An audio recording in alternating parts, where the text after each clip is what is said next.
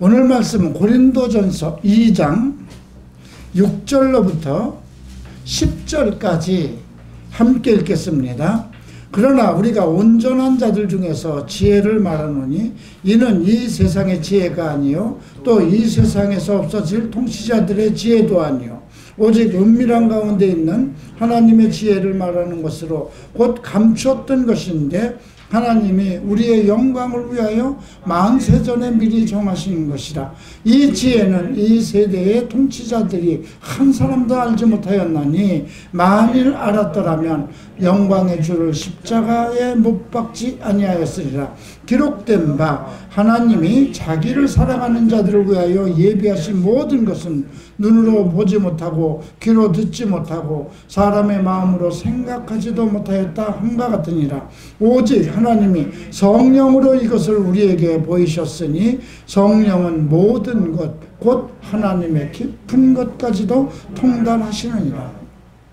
오늘 이 고린도전서 2장 1절부터 16절 이 작은 문장 안에 지혜라는 말씀이 9번 나옵니다. 그리고 또 성령이라는 말씀이 10번이 나옵니다. 자, 그러면 지금 2장에서 바울이 우리에게 전달하고자 하는 이것은 대충 짐작할 수 있습니다. 지혜. 이 지혜, 세상 사람들의 지혜가 아닌 하나님의 지혜.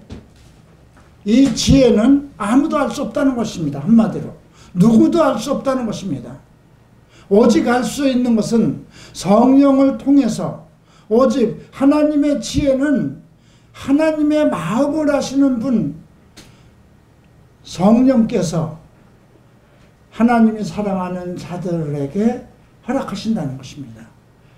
그러니까 이 성경의 지혜, 하나님께서 우리에게 말씀하시고자 하는 어떤 계시의 지혜, 이 모든 것은 세상에서 알 수가 없다는 것입니다. 만약에 그 지혜의 그 주관자이신 예수 그리스도라는 것을 알았다면 세상 사람들이 예수 그리스도를 십자가에 못 박을 리가 없죠. 근데 지금 이 세상 살아가는 모든 사람들이 지혜를 얻어야 된다. 살아가는 지혜를 얻어야 된다. 이 코로나19에서 자유로워질 수 있는 지혜가 무엇이냐. 이제 사람들은 백신을 개발해야 된다 그러고 전 세계가 지금 과학자들이 의학이 총동원돼서 백신 개발에 애를 쓰고 있지 않습니까? 그런데 이것이 하나님의 지혜로 될 수 있는 것이라면 만약에 이것이 하나님의 지혜로 간단하게 해결될 수 있는 것이라면 어느 것이 더 빠르고 완벽할까요? 어느 것이 더 쉬울까요?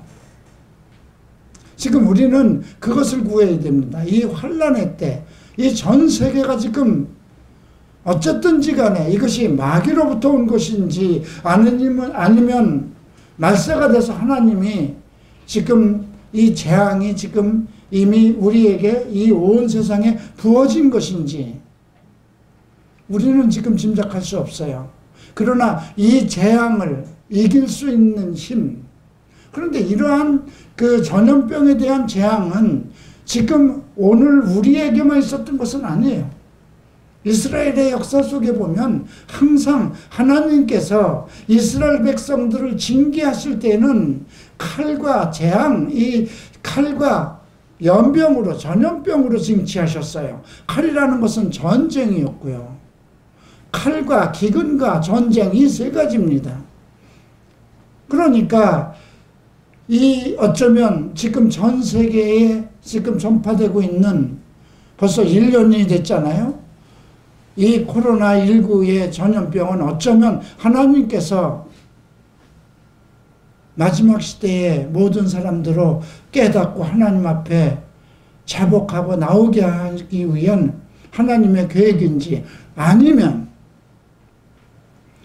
하나님의 사람들의 잘못을 징계하기 위해서 주신 재앙일지 우리는 알 수가 없습니다. 다만 기억할 수 있는 건 지금 구약의 시대가 아니고 복음의 시대이기 때문에 은혜의 시대라는 것입니다. 은혜의 시대에 하나님께서 우리를 징벌하기 위해서, 우리를 징계하기 위해서 전염병을 주시지는 않을 거라는 확신입니다. 왜? 지금은 은혜 받을 만한 때요, 구원의 날이라고 그랬거든요. 지금은 그리스도를 믿는 사람들은 모두 은혜의 시대에 참여한 것이고, 그리고 믿지 않는 자들은 하나님의 은혜 속에서 구원을 받을 때라는 것입니다. 다만 이제 그 보응의 때가 옵니다. 그것은 이제 이 땅에서 모든 이방인들, 하나님이 계획하신 모든 사람들이 예수를 믿었을 때, 이제 더 이상 이 세상에서 예수를 믿을 사람들이 없다고 하나님께서 확정할 때에, 그때부터 재앙이 시작되죠. 그것은 계시록에서 계시된 것입니다. 아직 일어나지 않은 것입니다. 앞으로 일어날 것입니다. 그것이 언제 일어날 건지 우리는 알 수 없습니다. 한 달 후에 일어날지, 1년 후에 일어날지, 아니면 몇십 년 후에 일어날지 우리는 알지 못합니다. 그래서 예수님께서는 내가 이제 그리스도께서 이 땅에 다시 오실 그날에 대해서는 아무도, 천사도 모르고 아들도 모른다고 그랬습니다. 오직 하늘에 계신 아버지 안에, 아버지의 계획 안에 작정된 것입니다. 그런데 오늘 고린도서에서 지혜를 얘기합니다. 지혜. 하나님 안에 감춰있는 지혜를 언급하고 있습니다. 그 지혜를 전하는 것이 무엇이냐? 전도라고 얘기하고 있습니다. 그래서 1절을 보시겠습니다.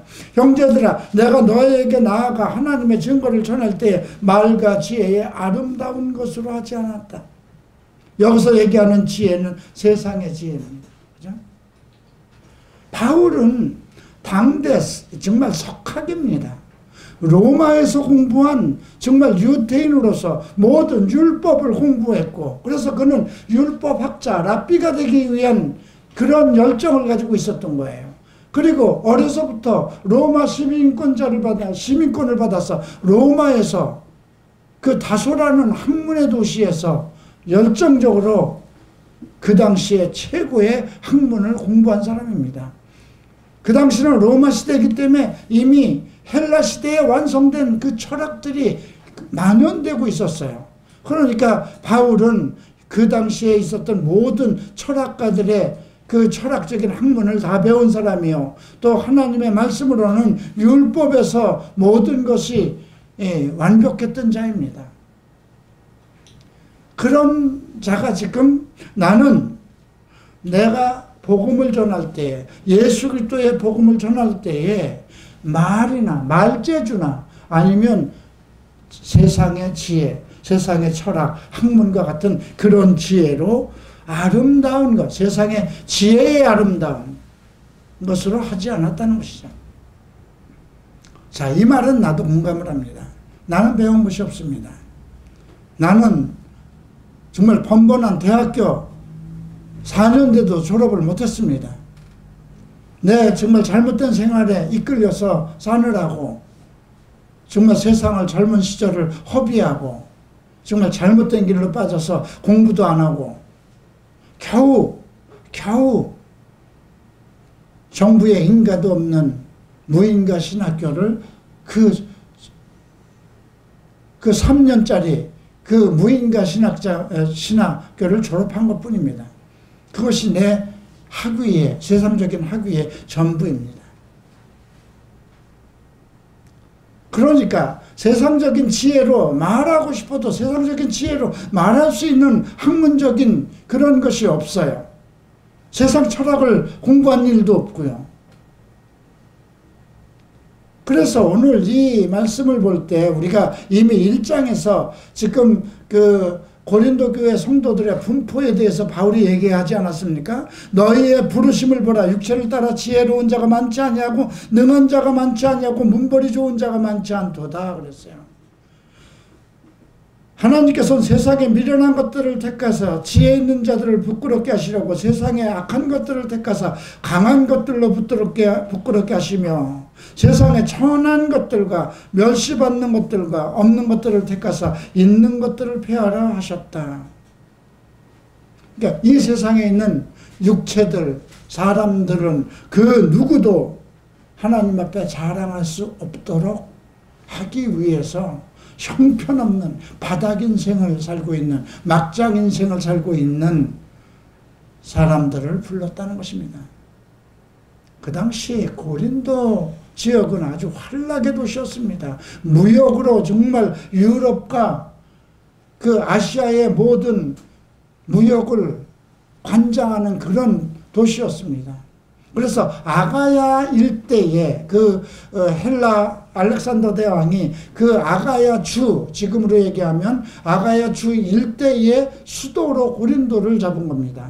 거기에는 아테네라는 큰 신전이 있었습니다. 그 신전에는 수백 명의 여사제라는 건 여자 사제들이 그 성전을 섬기고 이끌어갔습니다. 근데 그들이 그 성전을 유지하기 위해서는 할 수 없이 거리로 나와서 화장을 하고 정말 길거리로 나가서 청년 노릇을 해서 거기서 버는 돈으로 모든 재물을 사고 아테네 신전을 섬겼던 것입니다. 그래서 그 신전에서 제물로 바쳤던 모든 그 가축들, 그런 재물들이 그 신전에서 뭐 다 먹을 수 없는 거잖아요. 그것이 고린도 시장으로 또 쏟아져 나와서 고린도 사람들은 그것을 정말 자랑스럽게 신전에서 하나님 그 신에게 예물로 드린 그 고기를 먹는 그것을 낙으로 삼고 큰 복으로 알았던 것입니다. 또 그 고린도 교회의 그 특성은 인구가 그렇게 많지 않았어요. 한 2만 5천 명 정도 됐었는데 전부 다 한 사람 앞에 2명 정도의 노예를 거느리고 살았다는 것입니다. 그래서 인구 밀도가 사실 한 사람이 두세 사람의 노예를 데리고 있었다면 얼마나 많은 그 인구가 그 지역에 전부 다, 그러니까 노예들로 가득 차 있는 그런 도시였어요. 그러니까 노예와 주인과의 그 당시에 빈부의 격차가 있었고 인격의 격차가 있었습니다. 그런 관계로 그 지역은 상당히 어쨌든 빈민의 차이도 있었고 그 문화적인 학문의 그런 차이도 있었고 있는 사람들은 정말 그 많은 것을 자랑하고 부유함을 자랑하며 그렇게 살아가고 없는 사람은 노예 생활을 하면서 바닥 인생을 살아갈 수밖에 없었던 것입니다. 근데 그 바닥 인생을 살아가면서도 사람들은 술을 즐기고 또 그 어떤 창녀들과의 어떤 그러한 음행을 즐기고, 그래서 그 고린도시는 정말 그 유럽 일대에서 가장 성적으로 문란하고 음란한 그런 도시였던 것입니다. 그런데 그곳에 복음이 전달된 후에 많은 사람들이 교회로 들어오기 시작했고 하나님께서는 그들에게 엄청난 축복을 주셨다는 것입니다. 그래서 1장 7절에 보면 그리스도의 증거가 너희에게 견고하게 되어서 그리스도께서 나타날 때까지 너의 모든 은사가 부족함이 없어 우리 주 예수 그리스도의 나타나심을 고대한다. 그리스도의 나타나심, 재림하시는 그날을 기대하는 믿음을 가지고 있는데 모든 은사에 부족함이 없다는 것입니다. 그래서 특별히 바울은 그들이 가지고 있는 특별한 어떤 은사를 얘기하는데 모든 일, 즉 구변과 그 지식이라고 그랬습니다. 모든 구변, 무엇을 말하는데도 부족함이 없는 그런 말이 능변하고 그 다음에 모든 지식을 알 수 있는, 그럼 바닥 인생을 살던 사람들이 어떻게 그런 지혜를 알고 어떤 지식이 있었겠어요? 그것은 성령의 은사로 모든 지식에 모든 은사에 부족함이 없도록 주셨다는 것입니다. 사실 고린도전서를 보면은요 1장부터 이게 16장까지 돼 있는데 1장부터 11장까지는 전부 다 그들의 잘못, 그들의 문제를 언급하고 있어요. 그리고 12장부터 성령을 얘기합니다. 12장부터 16장까지 불과 그 4장 가운데 성령에 대해서 얘기하고 성령이 이 9가지 성령의 은사를 그들이 어떻게 사용해야 될 것인가, 그런 문제를 논하고 있습니다. 자, 그래서 바울은 그곳에 가서 복음을 전할 때에 내가 말의 어떤 능변과 어떤 세상적인 지혜로 아름다운 것으로 너희에게 그렇게 미사여구를 쓰지 않았다는 것입니다. 아마 바울은 말주변이 좀 없었던 것 같아요. 왜냐하면 그 고린도서에 나오는 일이에요. 사람들이 너희들이 얘기하기를 그 나에 대해서 바울은 정말 서신은 글은 상당히 정말 어떤 지식 있는 수준에 있으나 말은 조금 둔하다, 입은 둔하다, 이렇게 평가를 했다는 것입니다. 그러니까 바울의 편지를 보면 정말 하늘의 그 모든 것을 비밀을 얘기할 수 있는 어떤 그런 지식이 있거든요. 근데 설교를 할 때 보면 조금 둔했던가 봅니다. 근데 바울이 1절에서 그런 얘기를 하는 겁니다. 하나님을 증거를 전할 때 말과 지혜의 아름다운 것을 하지 않았다. 내가 너희 중에서 예수 그리스도와 그의 십자가 못 박히신 것 외에는 아무것도 알지 않기로 작정하였다는 것이죠. 그래서 내가 너희 가운데 거할 때에 약하고 두려워하고 심히 떨었다고 그럽니다. 바울은 40대에 한 대를 감한 39대의 채찍을 3번이나 맞았습니다. 그리고 감옥살이를 가는 데마다 했습니다. 빌립보에서도 했죠. 데살로니가 교회에서도 했었죠. 아데네 가서도 했었죠. 계속 쫓겨다니고, 쫓겨다니면 도로변을 통해서 대로로 다니겠습니까? 산길로 바닷길로 배를 타고 그렇게 도망다니는 상황이었습니다.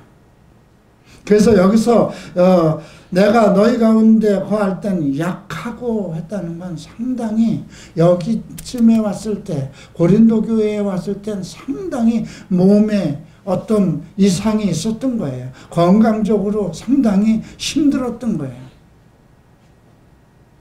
그리고 언제 죽을지, 내가 여기가 내 복음의 끝인가? 내 사역의 끝인가 할 정도로 두려웠다는 것입니다. 그리고 고린도에 오니까 더 두려운 거예요. 음행의 도시잖아요. 정말 인생의 막바지에서 살아가는 사람들, 노예 신분의 사람들이 보통 로마 고린도 교회 고린도 시민들의 2배 정도가 노예로 살고 있으니 그들의 치안을 위해서 로마 정부가 압박하는 어떤 치안력은 어떨까요? 그죠? 그래서 내가 너희들에게 너희 속에 거할 때에 약하고 두려웠다는 것입니다. 그래서 나는 세상의 어떤 내 말재주나 어떤 그 웅변이나 아니면 아름다운 그 세상의 지혜로 너희들에게 나가지 않고 나는 오직 예수 그리스도만을 너희에게 전하기로 작정하였다. 십자가에 못 박히신 것 외에는 아무것도 알지 않기를 작정했다. 이렇게 전하고 있습니다. 4절을 봅니다. 내 말과 내 전도함이 설득력 있는 지혜의 말로 하지 아니하고 다만 성령의 나타나심과 능력으로 하여 너의 믿음이 사람의 지혜에 있지 아니하고 다만 하나님의 능력에 있게 하려. 이건 매우 중요한 겁니다. 교회에 와서 세상적인 지식을 배우려고 오는 것이 아니잖아요. 그죠? 우리가 성경을 공부할 때 물론 헬라어도 필요하고 히브리어도 필요합니다. 왜? 성경이 히브리어와 헬라어로 쓰여졌기 때문에. 그런데 내가 여기서 설교하면서 히브리어와 헬라어를 여러분들에게 일일이 설명하면서 그 어원을 말하고 그 말의 뜻에 대한 것을 얘기할 필요 없잖아요. 그건 학문적인 거기 때문에 어떤 글을 쓸 때는 필요하지만 설교할 때는 그런 게 필요 없는 거잖아요. 그죠? 근데 오늘날 많은 사람들이, 목사들이 강단에 서서 세상적인 정말 그 어느 유명한 그 학자들이 얘기한 신학적인 것을 아주 정말 그 보통 사람들이 이해하지 못할 신학적인 그런 어원들을 가지고 설명을 하고, 왜 그렇게 할까요? 그 사람은 그렇게 배웠기 때문에, 그죠? 그런데 그러면 그렇게 배운 것을 그렇게 전하면 성도들도 그렇게 되지 않겠습니까? 근데 바울은 나는 오직 예수 그리스도의 십자가에 못 박히신 것 외에는 알지 않기로 작정을 했기 때문에 성도들 앞에 나가서 설교를 할 때에 설득력, 어떤 설득을 하려고 하지 않았다는 거예요. 여러분, 세상에 사는 사람들을 설득시켜서 예수를 믿게 하려면 한번 여러분 생각해 보세요. 여러분 지금 주변에 믿지 않는 아들이나 어머니나 아버지나 형제들을 내가 알고 있는 어떤 성경적 지식을 가지고 설득해서 그들을 믿게 하려면 얼마나 힘든지 아세요? 정말 힘들어요. 나도 그렇게 예수를 믿지 않았어요. 내가 30살 때 아직 이태원에서 정말 그 더러운 생활을 시작하려고 하는 그때에 누가 와서 어떤 성경의 어떤 지식과 성경의 어떤 그 고상한 어떤 지식과 그런 것을 내게 정말 학술적으로 지식적으로 얘기하려고 했으면 제가 알아들을 수 있겠습니까? 그냥 어떤 분이 와서 내가 비행기 안에서 정말 나도 지금 3년 동안 일본에서 정말 정말 고통스러운 그런 생활을 하고 예수를 믿었는데 돌아오는 길에 비행기 안에서 하나님께 감사 기도를 했더니 그분이 너에게 내 이름을 전하라고 하시더라. 그래서 그 여인은 가방 보따리를 3년 만에 한국으로 들어오는 그 가방 보따리를 자기 어머니한테 맡기고 택시를 타고 이태원으로 달려와서 나를 만나죠. 네. 내가 아는, 내가 믿는 예수께서 내 이름을 너에게 전하라고 하시더라. 저는 충격이었습니다. 내가 아는 예수는 2000년 전에 십자가에 못 박혀 죽었다는 것인데, 아니 그 예수가 나와 함께 세상 속에서 술 마시고 같이 뭐 고스톱도 치고 놀러 다니고 점도 보러 다니던 그 한 여인이 3년 만에 나타나서 내가 정말 너무 감사해서 비행기 안에서 감사 기도를 하는데 주께서 내 이름을 너에게 전하라고 하시더라. 그 순간에 머리가 하얗게 되는 거예요. 나는 내 일생에서 내 어머니가 돌아가실 때도 그렇게 눈물을 흘리지 못했어요. 감당할 수 없는, 그게 슬픔이 아니고 위로였던 것 같아요. 어머니 돌아가시고 3년 동안 사람 같지 못한 생활을 하면서 사람도 만나지 못하고 정말 우울증에 사로잡혀서 밤새도록 잠을 못 자고 창문은 빛이 들어오는 게 싫어서 커튼을 2겹 3겹으로 하고 잠을 못 자니까 내가 그 당시 믿던 불상을 방 안에다 놓고 불경을 계속 틀어가면서 염주를 손에다 자면서도 지고 가고 잠이 안 오니까 못 견디는 거예요. 사람을 만나는 것도 싫고 만나는 것도 무섭고 그런 생활을 3년을 하고 있었을 때 예수가 자신의 자기의 이름을 너에게 전하라고 하신 나는 그분이 그러면 그 말씀은 살아있는 거잖아요. 예수가 지금 살아있으니까 그분에게 나타나서 내 이름을 너에게 전하라 했다는 그 음성을 듣는 순간 와, 내가 30년 동안 겪었던 인생의 고통과 아픔과 슬픔이 한순간에 무너져서 내리는 것 같은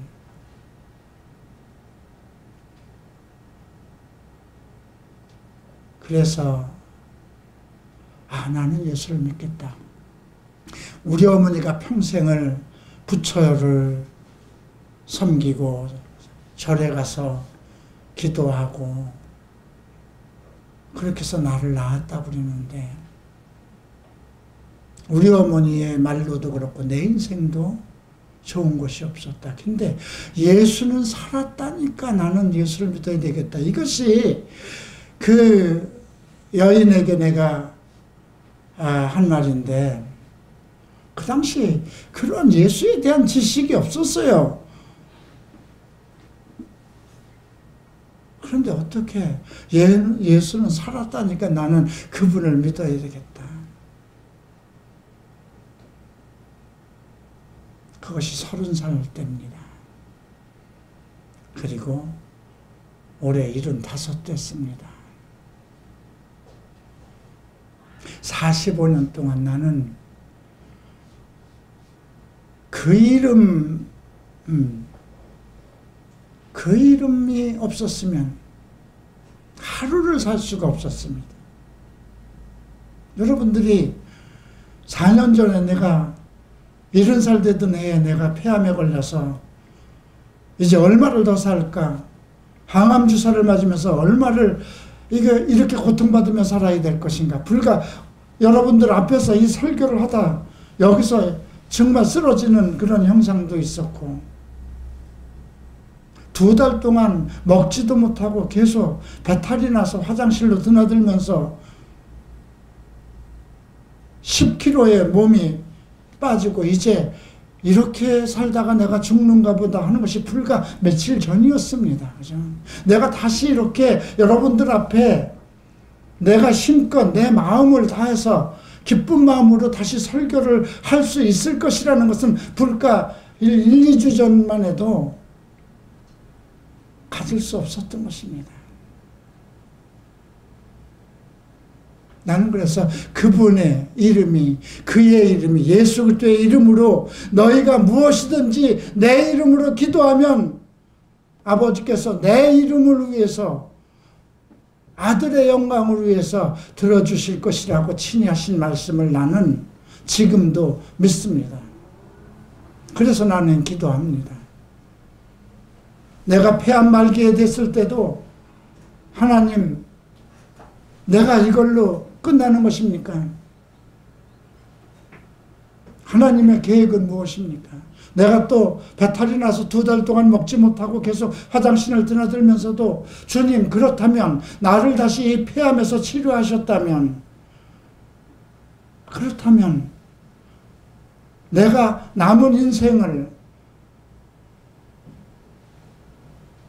주께서 맡기신 일을 충실히 할 수 있도록 하셔야 되는 거 아닙니까? 지금 이 지경이면 차라리 내가 아버지 앞에 가는 것이 더 낫지 않겠습니까? 이 지경으로 있어서 사람들에게 폐를 주고 내 형제들에게 누를 끼친다면 살아있는 것이 무슨 의미가 있습니까? 나를 다시 살리셨다면 내게 생명을 주신 그만큼 내가 충실하게 하나님께서 맡기신 일을 할 수 있도록 회복시켜 주십시오. 그 기도를 한 것이 불과 2주 전입니다. 그리고 지난주에 여러분들 앞에 건강한 모습으로 설교했고 오늘은 더욱더 기쁜 마음으로 여러분들에게 메시지를 전합니다. 한국교회 70이면 다 은퇴해야 됩니다.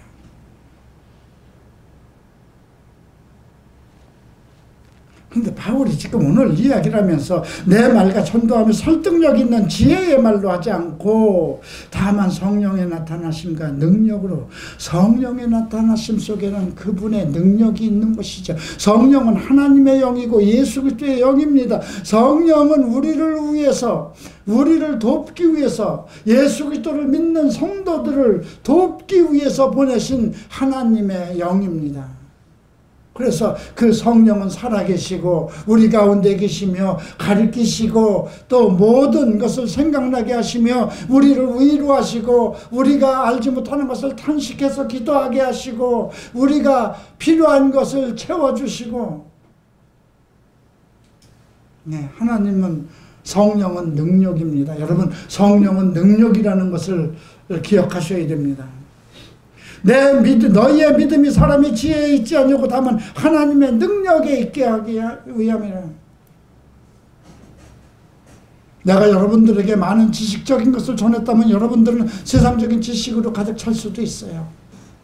그런데 나는 그런 세상적인 지식이 없고 그럴 만한 능력이 없어요. 그러나 내가 할 수 있는 것은 예수 그리스도의 말씀, 예수 그리스도의 지식, 하나님의 성경 안에 들어있는 하나님의 지식과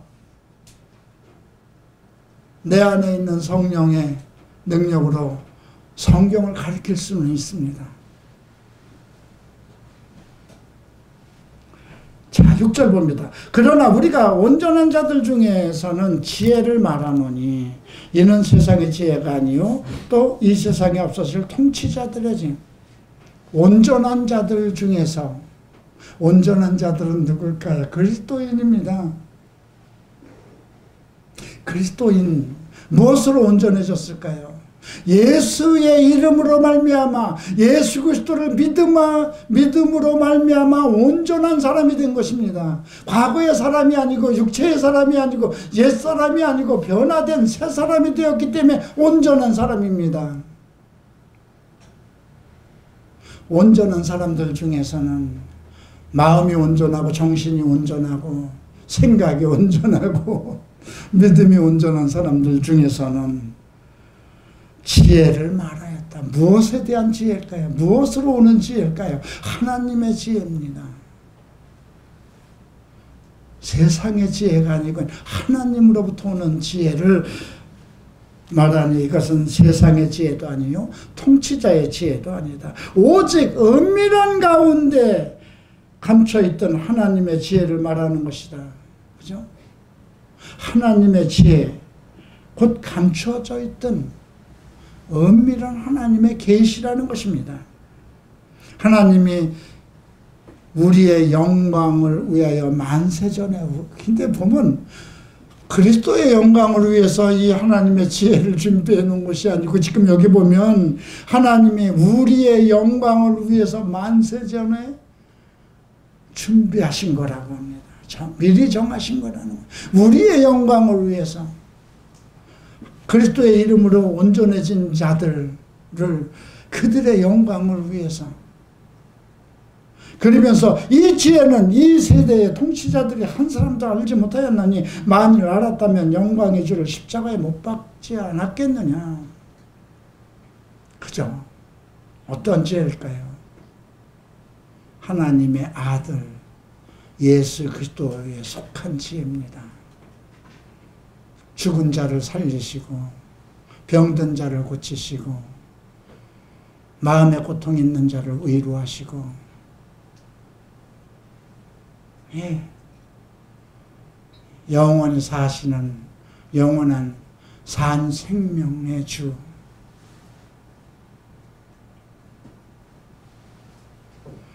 그러면서 기록된 바 하나님이 자기를 사랑하는 자들을 위하여 예비하신 모든 것을 눈으로 보지 못하고 귀로 듣지 못하고 사람의 마음으로 생각하지도 못하였다. 여러분, 이것은 이사야서 64장에 있는 겁니다. 우리가 이사야서 64장을 한번 보시겠습니다.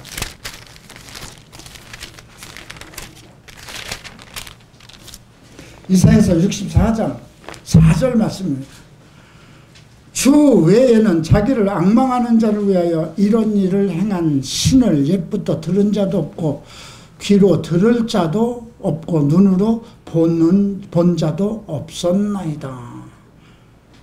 이 말씀을 지금 인용해서 바울이 얘기하는 것입니다. 주 외에는 자기를 앙망하는 자를 위해서 이런 일을 행하신 신을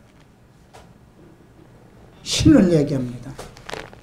그런데 바울은 어떻게 얘기합니까?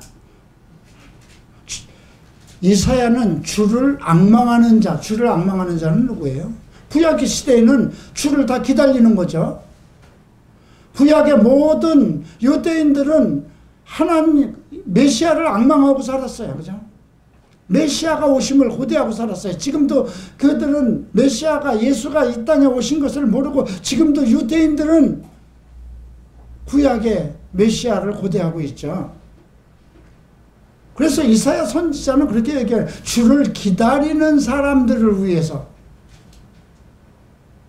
근데 오늘 바울은 하나님이 자기를 사랑하는 자라고 그럽니다. 이미 시대가 바뀌었어요. 같은 말씀인데도 어떻게 보면 똑같아요. 이사야가 얘기했을 때 주를 기다리는 사람들이 누구냐? 예수를 믿어서 온전케 된 자들을 얘기하는 거잖아요. 그러니까 지금 바울은 하나님의 자기를 사랑하는 자들을 위하여 예비하신 모든 것, 구약에서는 행하신 모든 것이라고 그랬는데 여기서는 준비해 주신 것, 누구를 위해서 준비한 거냐면 예수 그리스도를 믿는 자들, 하나님을 사랑하는 자들, 예수를 사랑하는 자들을 위해서 준비하신 것은, 그 준비하신 모든 것은 눈으로도 보지 못하고 귀로도 듣지 못하고 사람의 마음으로 생각하지도 못하였다 한 것 같으니라. 내가 43살 되던 해 7월 4일 미국 독립기념일날 저녁, 그날이 금요일이었어요. 그날 히라노 고이치 목사님이 신학교 강의를 하는데 악령을 쫓으시는 예수 그리스도를 칠판에다 쓰시고 강의를 하셨어요. 그날 성령이 내게 임해서 특별한 체험을 하고 내가 모든 정말 새로운 새 사람으로 변하는 그 순간이었습니다. 요 정도 성도 신학생들이 한 20여 명 됐어요. 네. 그 변화를 이루고 히라노 목사님 이제 엘리베이터 타시는데 가서 무릎을 꿇고, 이게 다른 신학생들은 깜짝 놀랐죠. 내가 갑자기 목사님 앞에 무릎을 꿇으니까. 목사님, 오늘 주님께서 나를 만나 주셨습니다. 근데 그분은 그것을 안 것처럼 내 앞에 앉으셔서 나를 보듬어 안고, 이제 내 몸은 하나님의 성전이니 다시는 더럽히지 말라. 저는 그것이 예수님께서 내게 하시는 말씀 같았어요. 그것이 얼마나 위로가 되는지. 그리고 그 주일날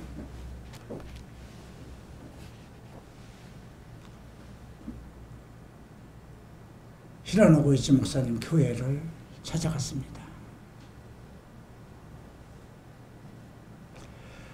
그때 주일 예배 9시 예배 끝나고 나서 동경 YMCA 쪽에서 이제 오후 예배가 또 있었어요. 11시 예배군요. 9시 예배 끝나고 11시 예배 드리고 이제 가는 도중에 그 간단한 식당에서 이제 밥을 먹고 동경으로 차로 가는데 식당에서 식사를 하시면서 이 말씀을 하시는 거예요. 고린도전서 2장 9절을 보면 하나님이 자기를 사랑하는 자들을 위해서 준비하신 모든 것은 눈으로도 보지 못하고 귀로 듣지 못하고 마음으로 생각지도 못하였다 하는 것을 이루었는데, 내가 오늘 요나를 통해서 이것을 본다. 그때 저는 이 말씀의 뜻이 그렇게 다가오지는 않았어요. 근데 오늘 이걸 보니까 자기를 사랑하는 자들. 그래서 제가 이사야를 오늘 어저께 살펴본 겁니다. 이걸 준비하면서. 이것이 이사야서 64장에서 나와요. 거기선 주를 기다리는 사람들로 되어 있었다는 거예요. 근데 바울은 자기를 사랑하는 자들. 로마서에도 8장 27절에 하나님이 자기를 사랑하는 자들을 곧 그 뜻대로 부르신 이들은 모든 것이 합력해서 선을 이룬다. 그 인생 중에 일어나는 그 아픔과 고통이 다 합력해서 하나님의 뜻을 이룬다는 거죠. 하나님을 사랑하는 자들에게는 어쩌면 오늘 이 말씀에 대한 해답이 로마서 8장 27절 말씀, 28절인가요? 하나님을 사랑하는 자, 곧 그 뜻대로 부르심을 입은 자들에게는 모든 것이 합력해서 선을 이룬다. 그러니 여러분들 지금 가지고 있는 고통이 좀 있다 하더라도 그것이 정말 인생으로, 인간으로, 세상의 지혜로 풀 수 없는 그 어떤 고통이라도 하나님 안에 있는 거잖아요. 예수 그리스도를 사랑하는 자라면 눈으로 보지 못하고 귀로 듣지 못하고 마음으로도 생각할 수 없는 일을 하나님께서 예비해 놓으셨다는 것입니다. 준비해 놓으셨다는 것입니다. 그러니 무엇을 두려워하겠습니까? 그래서 10절 오직 하나님의 성령으로 이것을 우리에게 보이셨으니 성령은 모든 것 하나님의 깊은 것까지도 통달하시는 왜 하나님의 영이기 때문에. 그래서 사람의 일을 사람의 속에 있는 영 외에는 누가 알리요? 이와 같이 하나님의 일도 하나님의 영 외에는 아무도 알지 못한다. 왜 그럴까요? 성령은 곧 하나님의 영이시기 때문에 하나님의 그 모든 것까지 통달하신다. 우리가 세상의 영을 받지 아니고 오직 하나님으로부터 온 영을 받았으니 성령을 받은 것을 얘기하는 겁니다. 이는 우리로 하여금 하나님께서 우리에게 은혜로 주신 것을 알게 하신 것이다. 성령을 주신 것은 무엇이냐면 우리에게 주신 모든 것을 알게 하려는. 자, 예수님은 이 부분을 어떻게 설명하셨을까요? 여러분 요한복음 14장을 펼쳐보십시다. 요한복음 14장 26절을 보면 보혜사 곧 아버지께서 내 이름으로 보내실 성령 그가 너희에게 모든 것을 가르치고 내가 너희에게 말한 모든 것을 생각나게 하시리라. 그죠?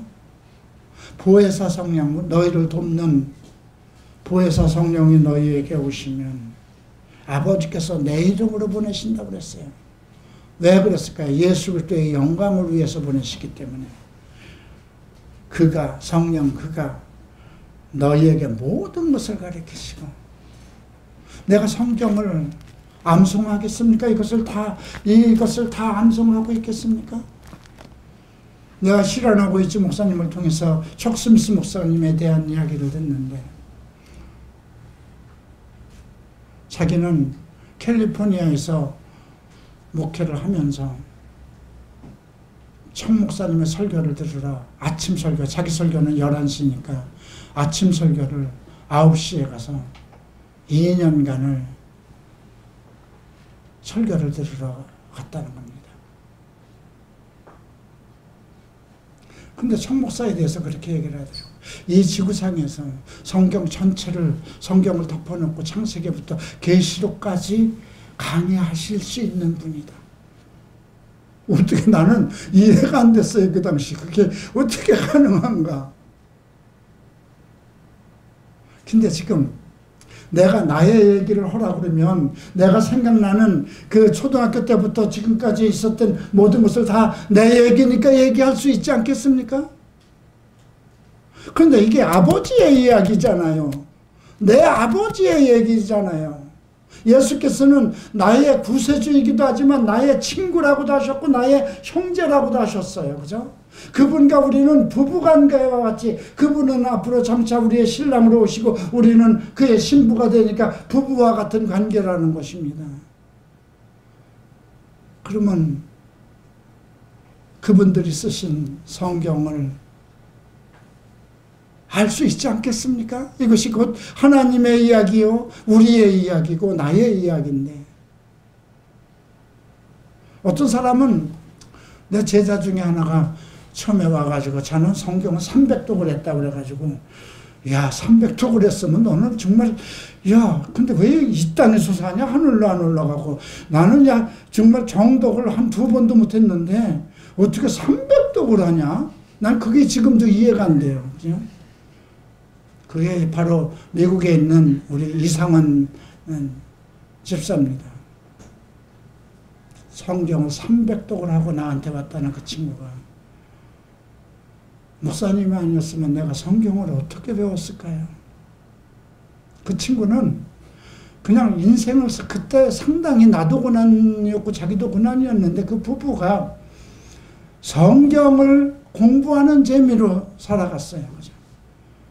그 친구 때문에 수요일밖에 없었던 거를 화요일 날도 성경 공부를 하게 되고, 목요일 날도 성경 공부를 하게 되고, 토요일은 자기 대면을 하게 되고, 주일날은 오전 오후를 하게 되고, 성도도 10명도 안 되는 것, 오후 예배는 다 집사들 가고 청년 2-3명 남아있는데, 수요일날이나 목요일날 모이라고 그래야 몇 명 모이겠어요. 그죠? 왜 그랬을까요? 알고 싶어서죠. 하나님에 대해서, 내 아버지에 대해서, 나의 구원자 예수 그리스도에 대해서. 그런데 그거를 내가 공부한다고 다 알겠습니까? 성령이 가르치지 아니하면. 근데 오늘 성령은 예수님께서 얘기하잖아요. 성령은 너희들을 모든 것을 가르치고 내가 너희에게 말한 모든 것을 생각나게 하신다는 거잖아요. 그걸 이제는 이해할 것 같아요. 이제는 그냥 창세기 정도만큼은 성경을 접고 얘기하자 하면 이야기할 수 있을 것 같아요. 마가복음 정도는 마가복음 정도 접어놓고 얘기하자. 로마서 정도는 로마서 그냥 책 접어놓고 1장부터 얘기하자면 할 수 있을 것 같아요. 내가 40년 전에 히라노 목사님이 그 말을 할 때는 이해가 안 됐던 것이 이제는 이해가 되는 것 같아요. 내가 연구하고 내가 공부해서 알았겠습니까? 성령이 가르치지 아니하면. 그런데 그 성령이, 우리는 성령이 우리에게 주신 은혜의 것들을 알게 하셨다는 것입니다. 우리가 이것을 말하거니와 사람의 지혜로 가르친 말로 아니하고 오직 성령께서 가르치신 것으로 하나니, 영적인 일은 영적인 것으로 본. 많은 크리스천들이 영적인 일을 얘기합니다. 참 영적으로 정말 깨어난 사람들이 영적인 일을 하면 얼마나 좋겠어요. 그냥 영적인 일은 개뿔도 모르면서 영적으로 깨어난 것처럼. 근데 사실 나도 그랬어요. 순복음에 다니면서 클럽을 3개, 4개씩 하고 저녁이면 트랜스젠더 생활을 하면서도 영적인 걸 얘기를 하고, 장로교는 영적인 것이 없어서 죽은 교회야. 우리 순복음은 그냥 하늘에서 성령이 뚝뚝뚝뚝 떨어지고, 참 지금 생각하면 참 부끄러운 일이죠. 그죠?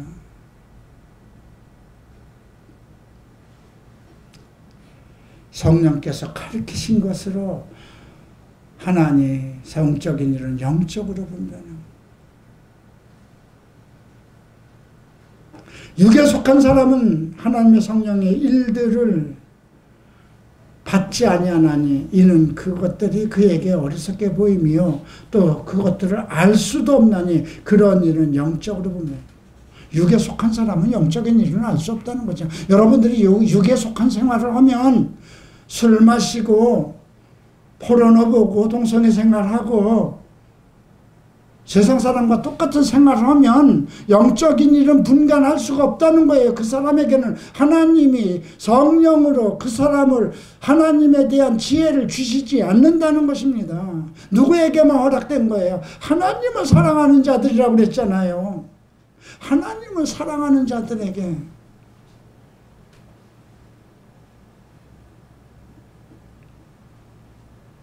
육적인 사람은 알 수 없다는 겁니다.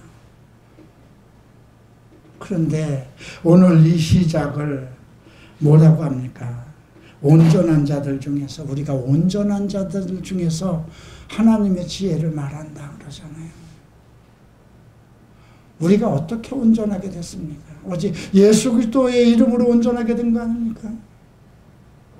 그런데도 아직도 육신의 일을 챙기고 육신의 일을 위해서 살고 육신의 기쁨과 육신의 지혜를 얻고자 한다면 영적인 일은 예수를 믿으면서도 항상 캄캄절벽이 될 수밖에 없다는 것입니다.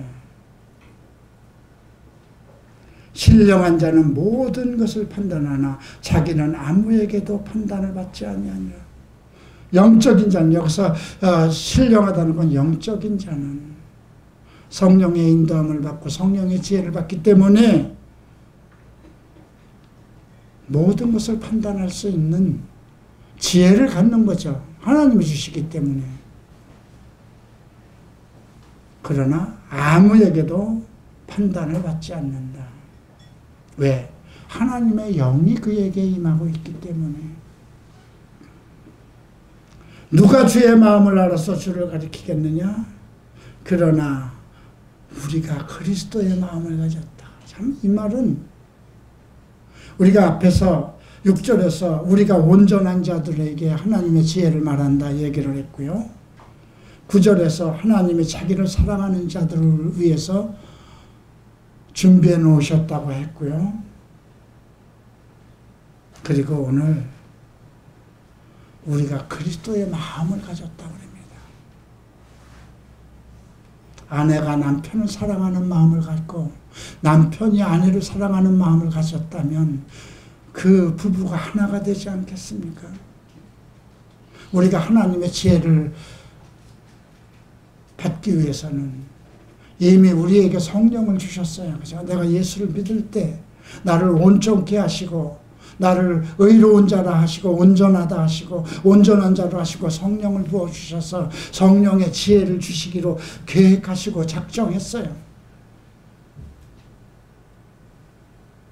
그런데 그 마음에 다른 것이 있다면, 예수보다 더 사랑하는 것이 있다면 그는 하나님을 사랑하는 자 아니잖아요. 그죠? 자기 마음에 다른 우상이 있지 않습니까? 그래서 바울은 우리가 그리스도의 마음을 가졌다고 합니다. 나는 로마서 중에서, 다른 사람은 로마서 12장 성령의 장을 가장 아름답고 정말 유익하다고 합니다. 저는 1장과 2장입니다. 여러분들이 로마서의 고린도서 전서의 1장과 2장을 깨달으면 그 다음은 더 이상 말할 필요가 없습니다.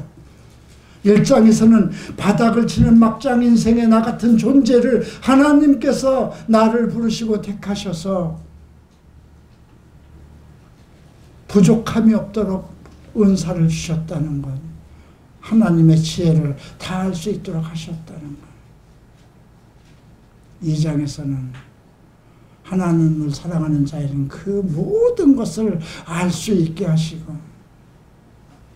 바울은 마지막으로 듣는 겁니다. 그렇다면 너희는 그리스도의 마음을 가졌느냐 이겁니다. 오직 그리스도와 하나인 거냐, 그리스도를 그냥 견딜 수 없는 마음으로 사랑하고 있는 거냐 이겁니다. 사랑하는 우리 갈보리 채플 형제 자매 여러분, 오직 예수만 생각하십시다. 우리의 자랑이 오직 예수 안에 있습니다. 자랑하는 자는 그리스도 안에서 자랑하라 했습니다. 그러면 세상에서 하지 못하는 것 하나님의 지혜로 해결합니다. 하나님께서 나를 내 질병을 어떻게 고치시고 여러분 눈앞에서 쓰러져가는 나를 어떻게 고치신 건 의사도 할 수 없고 약으로도 할 수 없는데 그냥 한 기도였어요. 주님, 내가 사는 날까지 내게 생명을 연장해 주셨으면 그 연장한 그 시간까지는 내가 할 수 있는 일을 다 하고 가게 해주세요. 그것이 바로 히스기야를 통해서 배운 거잖아요. 내 자랑을 위해서 주께서 나를 이만큼 축복하셨다, 물질적으로 이만큼 주셨다, 그것이 아닌 내가 눈을 감고 가도 하나님의 종들이, 나의 제자들이 하나님의 말씀을 아는 지혜 속에서 살아가게 유산을 남겨야 될 거 아닙니까? 기도하겠습니다. 존귀하신 주님, 주의 이름을 송축합니다. 다 일어나시기 바랍니다. 우리는 세상에서 정말 버림받고 손가락질 받던 천한 자들 중에 하나입니다.